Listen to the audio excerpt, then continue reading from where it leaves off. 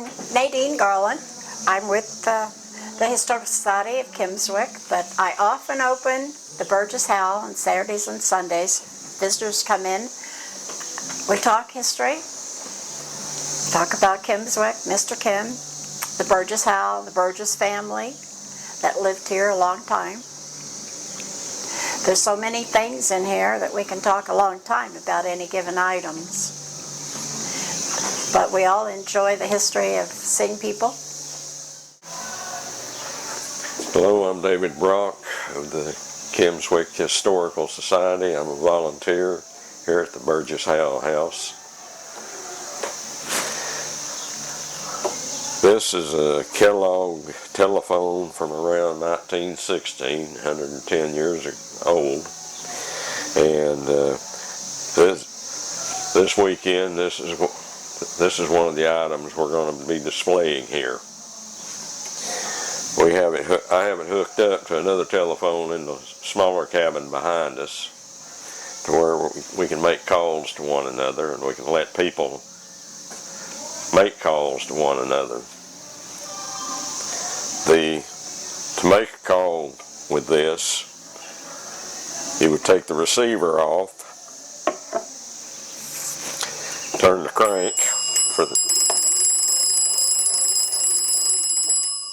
which runs a magneto, which sends an electric signal through the wire and to the other telephone. So the other person, if they hear it, they'd pick up, and you can begin talking. But that's just this wiring system.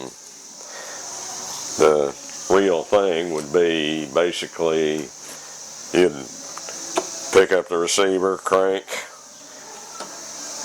The central office would pick up and say, "Who do you want to talk to?" And you'd tell them, and they would hook you. They would call whoever it was you're wanting to talk to.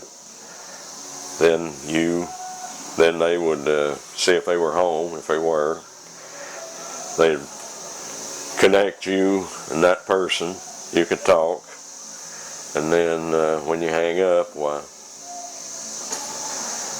she would unhook everything and you go back to monitoring the switchboard.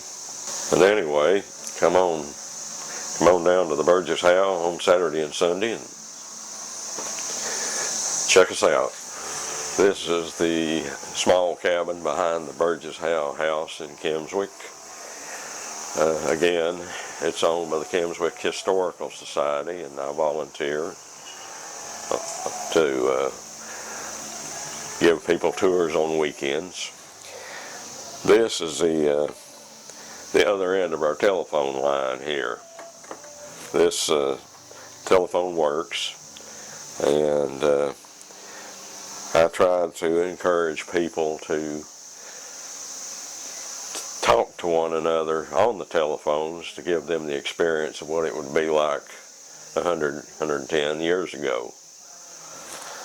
So it's kind of an interactive display that we set up occasionally. So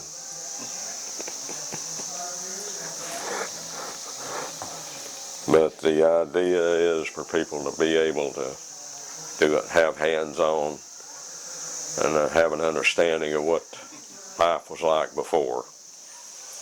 Oh, explain where Party Line came from. The party line. That is where you have one line strung out of maybe down a road or a lane in the country, or a road in town, and if there's several houses that have the telephone in it or in them, they're hooked up to that one line. So if you call the central office like that, then the phone rings on every telephone down that line. So if you ring a lot, long and a short like that, that would be the signal. That would be the signal for the central office to pick up. Of course, everybody else is going to pick up anyway because you got to get the latest gossip. But that's basically how life was then. So.